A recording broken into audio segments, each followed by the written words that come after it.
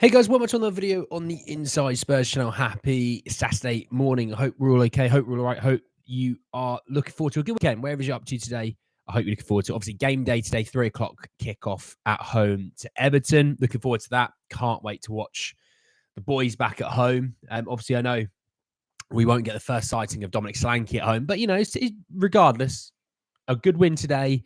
I think a lot of the anguish of the last week would probably be subsided and moved on a little bit, at least kicked down the road.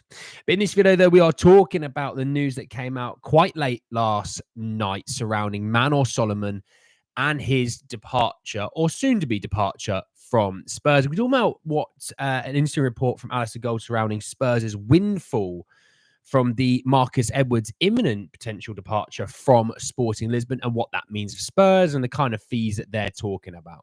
We're going to be talking about a few other little bits and bobs here and there as well. And of course, answering your questions as we normally do. Just want to say that if you're watching this and you're new, subscribe. You're very much welcome to join us for the journey. And yes, happy game day, like I said before. Morning, Sonia. How are we? Morning, Andy. Good, solid name, that. Tottenham, Dan, Spurs, Alez, Azza. Morning to you all. Morning to you all. Hopefully, wherever you are in the world, by the way, it's a lot drier than it is here this morning. It is miserable outside. So looking at some transfers. Let's jump in. Let's talk. I'm gonna start with Manor Solomon because obviously that's what really you probably all jumped in here for. And it was 11:15 last night. So if you're not sure how that one works out, it was 10:46 p.m. Okay, that's what 11:15 looks like. Baller keeps saying Manor Solomon is on the verge of joining Leeds on loan. If things go to plan, he could even have a medical tomorrow. So Leeds, obviously, they're the league below. They're the championship, okay? And they played last night. I believe, if I'm correct in saying, they won 2-0. Let me just double check that. Leeds United's, they did win 2-0 away to Sheffield Wednesday. All in all, was a good performance from them. Looking at the attacking players that played, Wilfred Nonto, Dan James, Brennan Aronson, and Mateo Joseph. They were the front four yesterday. Perot's on the bench. Looking at the rest. Yeah, I mean, look, he's going to get a lot of game time out at Leeds, to be honest. I've got a friend that does support Leeds, and he sort of said, what's your views on this deal? What should we expect? And I said, if you can give him some time and let him get up to speed, he's missed a lot of football, so he's lacking. Not only is he lacking match fitness, he's lacking match sharpness. So if you can give him, 2-3 games and be patient with him and let him get up to speed, let's be real, he would kill it in the Championship. I really do think he would kill it in the Championship. So, and playing for Leeds are a good solid team in the Championship. So he finished third last year. I know, obviously, they've lost a few players this summer, like Somerville, Gray, and I always get his name wrong. The guy that just moved to Brighton. So they've lost a few players, but Joe Rodon's gone back in there. Solomon's going on loan. Still a good team. It's still a good team. It's not bad in Scotland. Well, don't be bragging, Alez, mate. Some of us are struggling. Morning, with Solomon going and the injury to Solanke, Richie not being 100%, are we back to being a bit light up top? Even Lancashire is injured. Well, look, you've added in Odebear. Don't forget that. You've still got Kulu, Johnson, Timo, Sonny. Supposedly, Richarlison is ready to go today. Apparently so. I'm not sure how that will look, but it's Everton. So if he's going to be up for any game, this is the game Richie would be up for. And when he last played Everton, he was all right, to be fair. I'm trying to think. I don't think I've missed any other attacker. And obviously, Mikey Moore can feature as well. So there's still plenty of options. I'm not panicking. And it really feels like it's a one-off game that we're going to be struggling. Solanke supposedly could be back for the Newcastle game. But if not, he will be back for the Arsenal game. So there's that. Is it a loan with option to buy? Supposedly so. No option to buy. Just a loan, supposedly. We'll wait and see what the true news is on that. I will just double check old Fabrizio just to see if he has said anything on Solomon. Also, by the way, Chelsea were going to sign that player, that striker from Atletico. He's gone to Porto for a third of the price that they agreed. So apparently Chelsea are paying over 35. I think Porto played like 12.8 or something like that. Yeah, ridiculous. Ridiculous. There's add-ons and stuff like that, but welcome to Chelsea negotiations. It's awful. He said, yeah, so Fabrizio is just saying that he's set for medical test today. He's leaving Spurs after rejecting a bid from Getafe, as England has always been his priority. Deal at final stages. That's all he said. So supposedly nothing right now to know what the situation is. It's a good loan, but also not a good loan at the same time, because if Solomon is playing left wing, I can't see him getting in ahead of Nonto. Well, Nonto plays right wing a lot. Dan James played up front quite a bit last season as well. They need bodies. They've lost too many players. They need bodies, so he will get good game time there. Richie Brace today, assisted by Kulusevski. I would love it. Yeah, I hope you all enjoyed the preview that I did yesterday, obviously with Luke. I hope you did enjoy it. If you didn't see it, go back and have a watch. Let me know what you think. You know, it's always nice. It's always nice for Luke. Luke's, you know, it's always good for him to know if you like him or not as well. I think by the most part, I think we all in the community wise all quite liked him, which was nice. And if so, we'll try and get him on regularly as well. Solomon, Roden, Winks, Skip. Yeah, we've gotten rid of quite a few. Big up all. Much love. Massive game today. 3 points is a must. I agree, mate. Leeds is a perfect match for how both parties want to play dynamic style of football. Well, that is true. And he's going to a club that should, I know they've lost quite a few players this summer, should still be quite competitive in that league. Ruter, that was it. Ruter went to Brighton. Hey, Van Gogh, mate, how are we? How long will Dom injury last? Well, supposedly he will miss this game, obviously. He may be back for Newcastle, but he should be definitely back for Arsenal after the international break. Hey, Hogan, mate, what is a windfall? I'll tell you in a minute, mate. Surprised to see AVB is Sporting's president. Yeah. The manager that was there last season left because he didn't like AVB or AVB didn't like him, something like that. You got accepted to uni. Well, Van Gogh, congratulations. I'll speak on behalf of the chat. Congratulations, my friends. You've earned it. Enjoy the summer. Okay, that's the most important thing now is enjoying the summer. You've worked hard. And then the next batch of hard work starts come September, October time when you start. All right. So enjoy it, mate. And have a summer fruit squash to celebrate. Is Busuma starting or will it be great? We're not sure yet, mate, but both will be in the squads. I also saw some people complaining about what Ange had sort of said about Busuma being back in the squad and said, well, he can't be trusted. That's not what Ange said. That's not what he said. What he said was, look, he's done something stupid. You've punished him. Now he's trying to get back in the good books. What's he supposed to do? Continue to do stupid things? He's done one stupid thing, right? He's done one stupid thing. He's apologized. You know, it's like it's like a parent. You tell him off, but they've got to rebuild those bridges, which is what he's doing. So actually, what I'm seeing from Basuma is what you'd want to see. So people doing that is because they don't like Basuma, which is just a bit boring, if I'm honest. He's studying medicine. Well, I tell you what, mate, enjoy the next 7 years. I think it's 7, isn't it, or 6 or 7 years?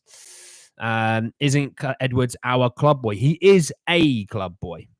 Yes. So yeah, we'll talk about that. And you look at that. All of those congratulations for Van Gogh coming in here and stealing the thunder, isn't he? Oh, bloody typical. Right.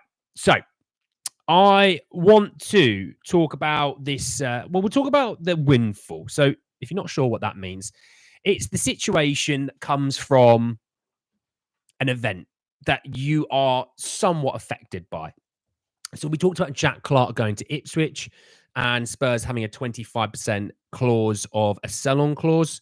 So Spurs receiving a quarter of the fee that has been paid. So 15 plus 5 is what the deal is, supposedly, from Jack Clark's deal to Ipswich. So Spurs will receive 25% of that. But Alistair Gold continuing to say, Marcus Edwards is expected to leave Sporting Lisbon with them willing to accept around 15 million euros, and Spurs have a 35% sell-on clause there. Okay, so again, he also went on to say, by the way, I don't think Spurs go for Edwards at this point, despite a little bit of previous interest, but it's a little bit of money to put towards a final week signing if a door opens with someone they've got on their list. Now, I want to first and foremost start with the main tweet and come to the addition. I mean, look, when we think of when we obviously we will do a video about the summer. We'll do a video. Even we'll do a video on the outgoings. We'll do a video on the incomings. As well, if you want me to. But just on the outgoing side of things, when we look back on this summer, and we still got Gio and Regulon to go, which I'm going to come to them in a minute. We still got those two lads to go. But when you actually sort of put it all into one pot, the sheer volume of players that are left, and you get Spurs fans going, look at that, getting rid of all these players, but not replacing them. It's like, oh, good to see that you don't understand what squad requirements are. We had to get rid of these players before even signing players. And that's how bad it was, the sheer volume of players that we would have. So getting rid of the players they needed to get rid of, they've done a fantastic job, but also they still got a little bit more to do, which I think they still will get it done. Regulon and Lo Celso, they'll be gone. I think you might get a few quid for Lo Celso. I don't think you're going to get much for Regulon, if I'm honest. But when we do come back and we do summarize the outgoing departure, zero complaints. Really, I have zero complaints. So many players have left. So a lot of them needed to leave. And, it does show, I think a lot of people going, it's not back in Ange. They're not back in Ange. They're not doing this. They're not doing that. And actually, when you do deep it, they are back in Ange. They're getting rid of all the players that Ange doesn't want, and not even trying to haggle for a few quid here and there. No, they're just moving. They're just like, right, you can go. And people going, well, they haggled for Emerson. It's like, yeah, because Emerson actually had some value. So it was important that we haggled. It was, we might as well get a few quid out of the deal, but you think of, Parrott who got a few quid out of that. Emerson, Skippy, those sort of guys, Højbjerg, those sort of guys are getting a few quid out of, but then they also moved off of Tanganga and Session. When they had options to extend, they just thought, screw it, just move them. It's two less players that we don't have to worry about this summer. And they probably could have gotten a few quid for like a Tanganga, but they just thought, do you know what?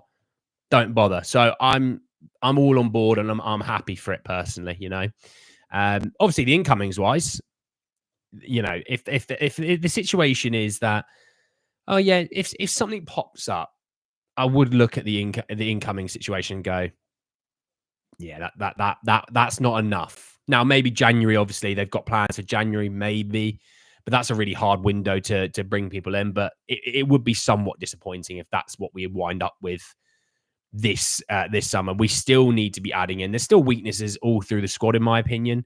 And yes, I talked about how Bergvall,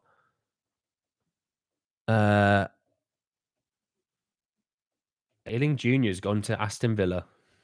And people raving about their window. It's really weird.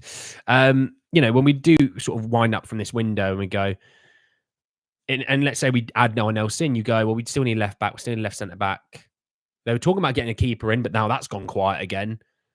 Now, don't get me wrong, Bergvall and Gray, fantastic. I think they've jumped ahead of schedule in terms of the players that they are and the usability that they have.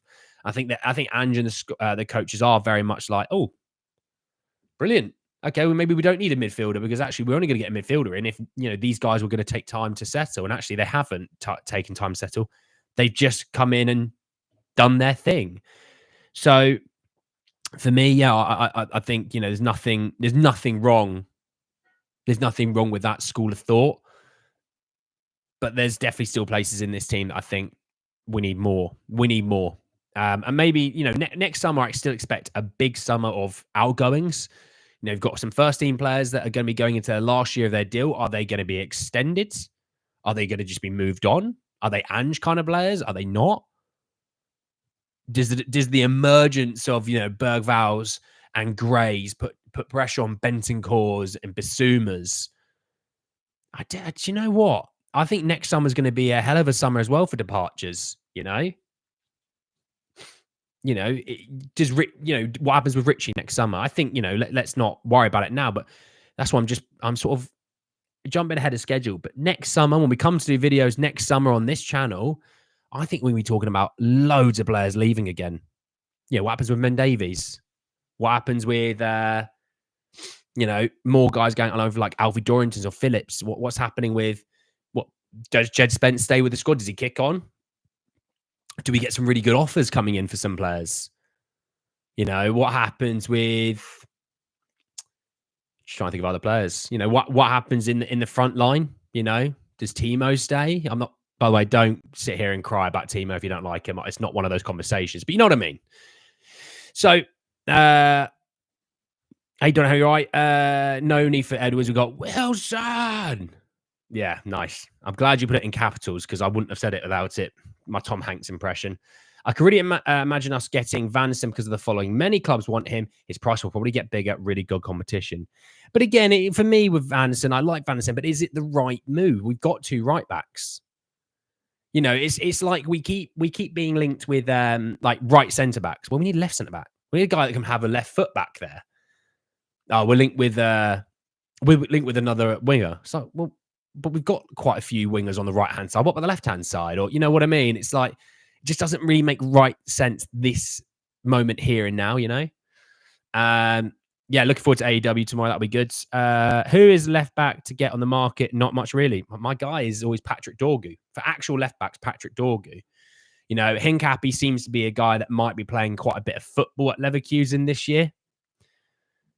He was playing yesterday when Leverkusen scored another last-minute winner. What a surprise. After being 2-0 up, they nearly threw it away. What happened to Delhi?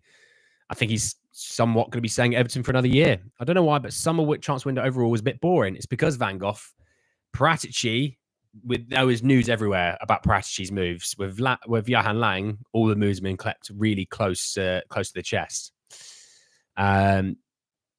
But, you know, I think he's going to be busy in January, and I think he's going to be really busy next summer again, you know. Yeah, Billing Jr.'s gone to Bologna. Andreas Christensen makes sense for a couple of seasons while the younger centre-backs develop, if Barca want Reggie too. Well, supposedly, Barca need to move off of 20 million euros worth of wages or something ridiculous. That club is screwed. I really think they're screwed. You know, that's why they want to move off of a Frankie de Jong, because that's pretty much 20 million euros that he earns a year. It's ridiculous the money he earns. That's why they want him gone. You know, that's why they were talking about Ferran Torres. That's why they're talking about Rafinha. That's why they're talking about Christensen. And, you know, that's why they moved off Sergio Roberto and they moved off of Marcus Alonso's, and Gundogan's left and joined City for free, you know. I think a keeper will come next summer at the start. Clubs won't sell a keeper in winter at this point in the window. The price will be too high because it's a bit difficult to replace. That is true. Biss will be gone. Bentancur will stay, in my opinion. Well, that's the key thing. What happens next summer? Because some of these guys will have 1 year left on their deal. You know, we need a defensive midfielder. No need for right back. Hincapie be really good. I think the thing about Van Nistelrooy also is because there's not so many left back currently. They probably want to look at a left back in the winter or next year. Well, potentially. You know, there's the thing. You know, you might find a left back. You know, people would say about Leif Davis, the Ipswich left back. Well, he looks all right. Maybe Spurs are going, well, let's just see what he's got. You know, we've got our eye on him maybe next summer. You know, people talk about Alfie Doughty, evidently not on Spurs' radar.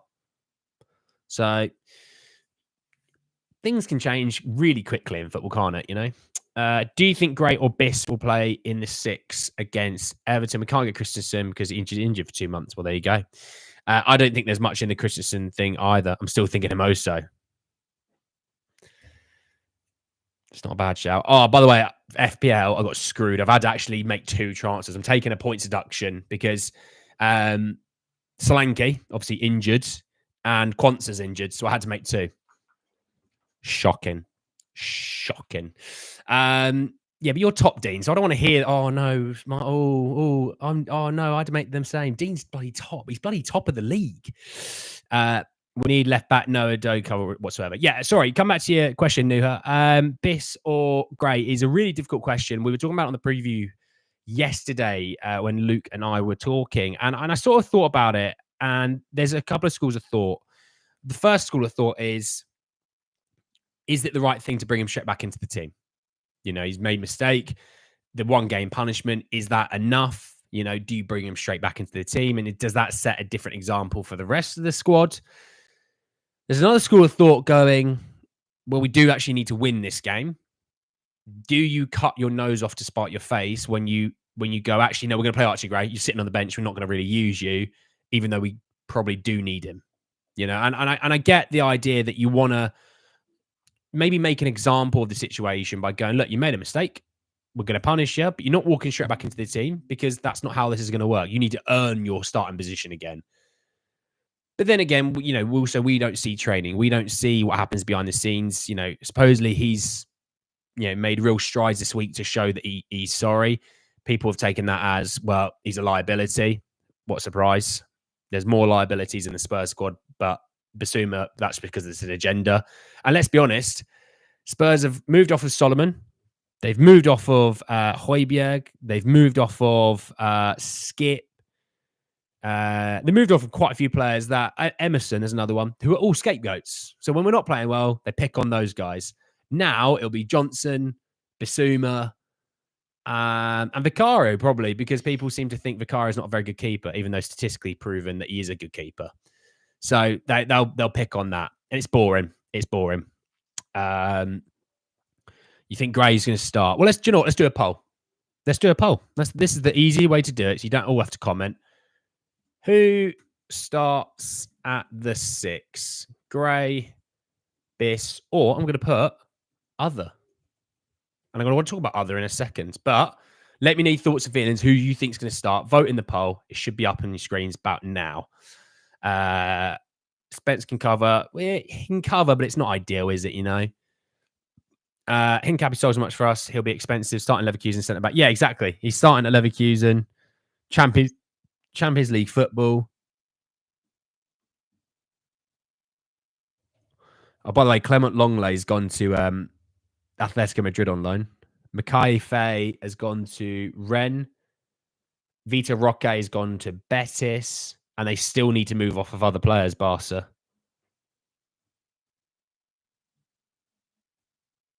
It's mad they need to move off so many players, and so many of their players are from their academy system. That's how screwed this team is.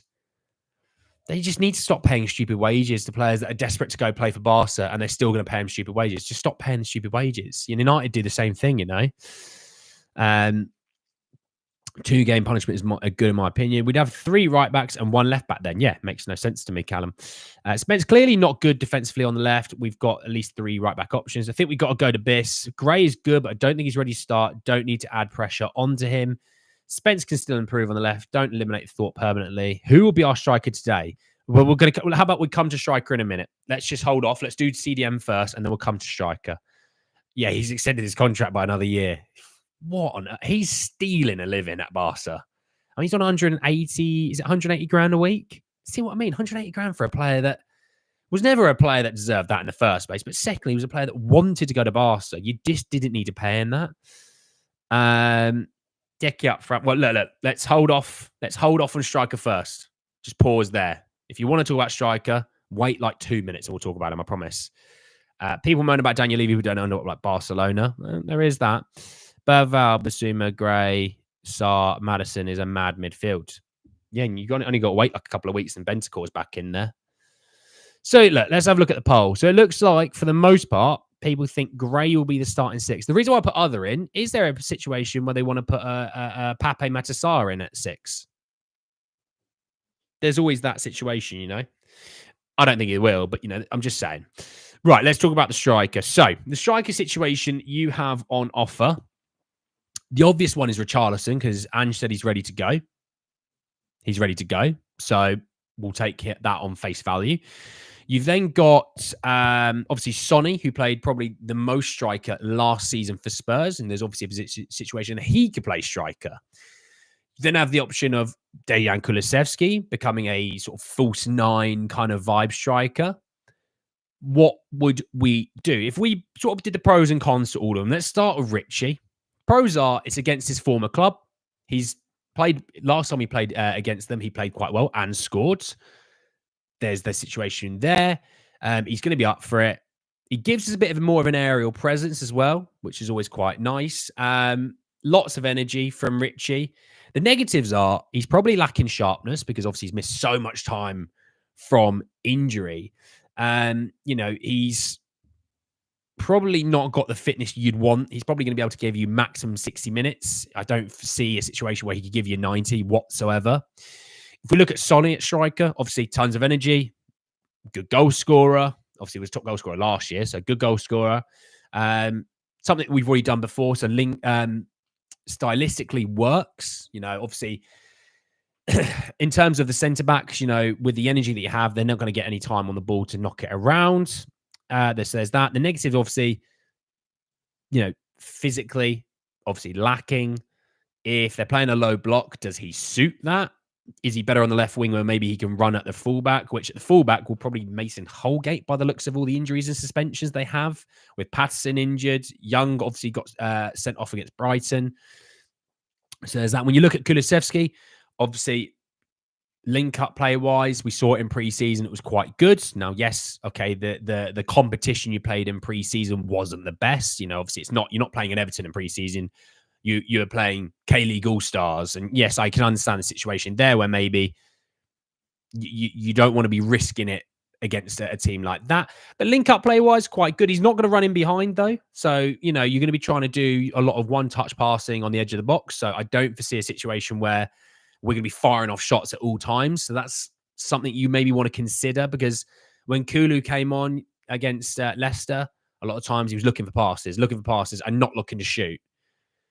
So there's that for me. For me, I'd go Son or Richie. That's the two that I'd go. You've got a striker. If he can play, you play him. That's the way I look at it. If he's fit, you play him. You want to put a striker in the number 9 position. Keep Sonny out on the left.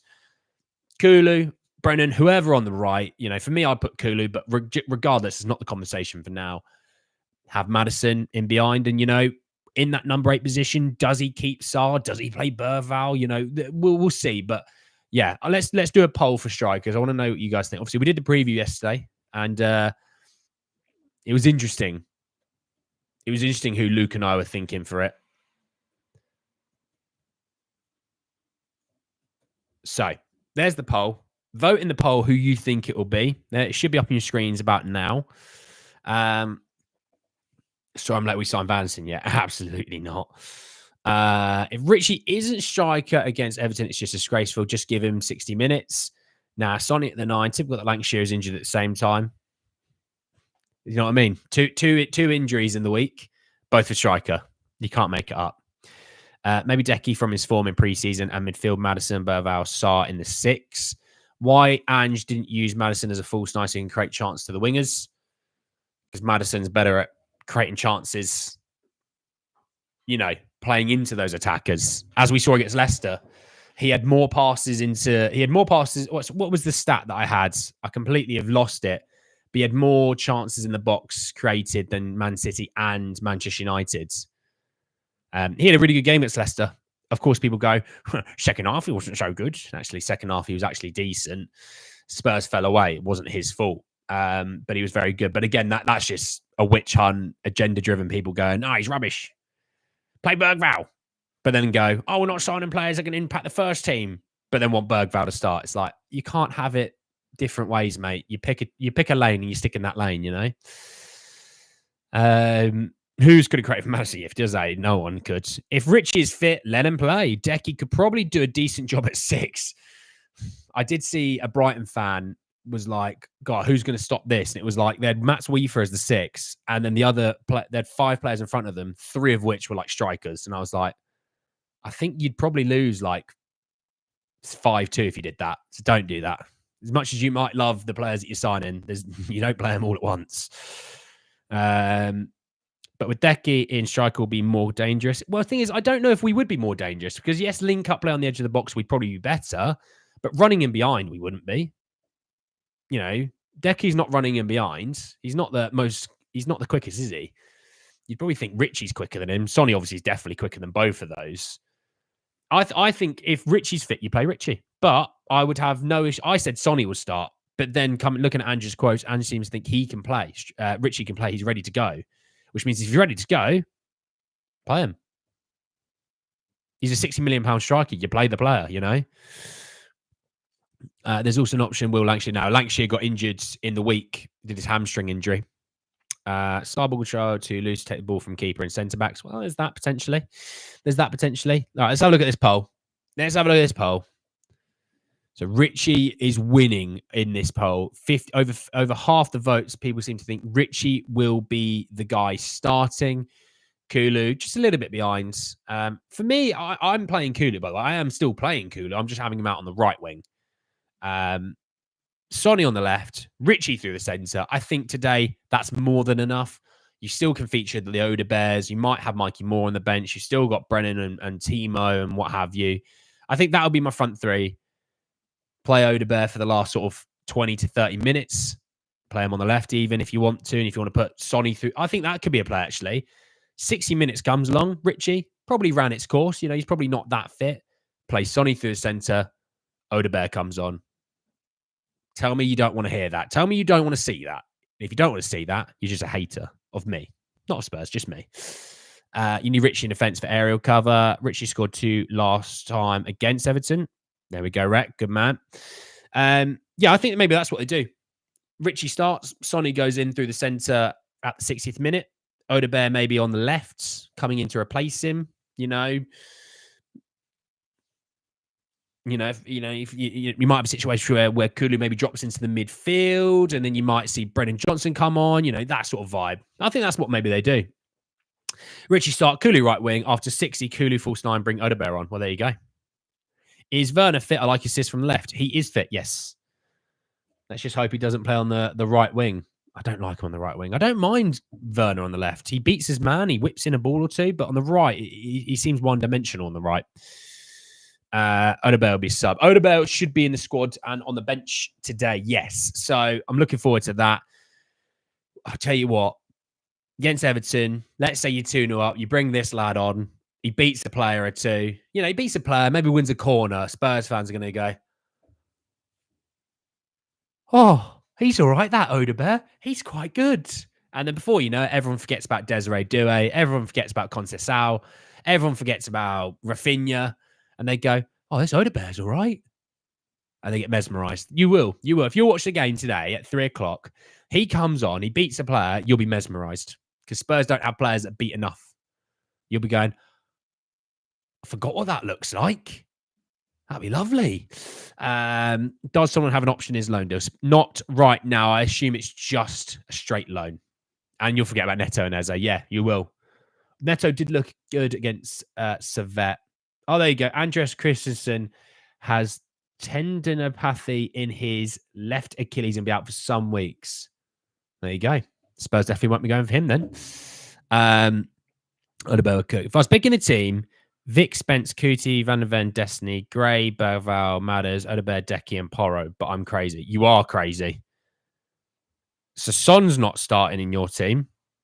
Neither's Richie. You are definitely mental, mate. I love it, but you are mental. Odegaard should start without a doubt. We Spurs fans are hungry for players that can beat players. Do you know what? Honestly, he could beat a player and then lose it, and all Spurs fans will go, yeah, but did you see that first bit where he beat the player? That looks all right. We will. We will absolutely do that. Now, if he comes on and does the business, people are going to go, how much do we pay for that? Because that looks a bloody good deal right now. And everyone will forget. Honestly, if Odegaard was, I'll tell you what, hypothetical, if Odegaard scores or gets an assist today, everyone will forget about Doué, Rafinha, all those guys. They will. Everyone will forget. And then the next game, when he doesn't score assists, everyone will go, Rafinha would have done that. Or Desiree Doué would have done this. No. I can't wait for it. Odegaard will be a breath of fresh air for the fans. He will. He definitely will. I'm looking forward to it. Obviously, we are just under now 4 hours from kickoff. It's not long now until the first home game of the season. We did it on the preview, but I want you to tell me now, what is your scoreline and who is scoring? I need to know your scoreline and who is scoring. Tell me in the comments down below because I want to know it. I've gone 3-0. I can't remember exactly what I said. I think Madders was getting one. I think Sonny was getting one. And there's someone else that I said was getting one. I can't remember who it was. Might have been Kulu, actually. Might have been Kulu. You want greatest score? I'd love greatest score. Odegaard over Doué for me. Played in a better league with the same stats. Don't say that too loud, Van Gogh. People might cry. Everyone will go start him over Brennan. I would go with youth, pace, and hunger.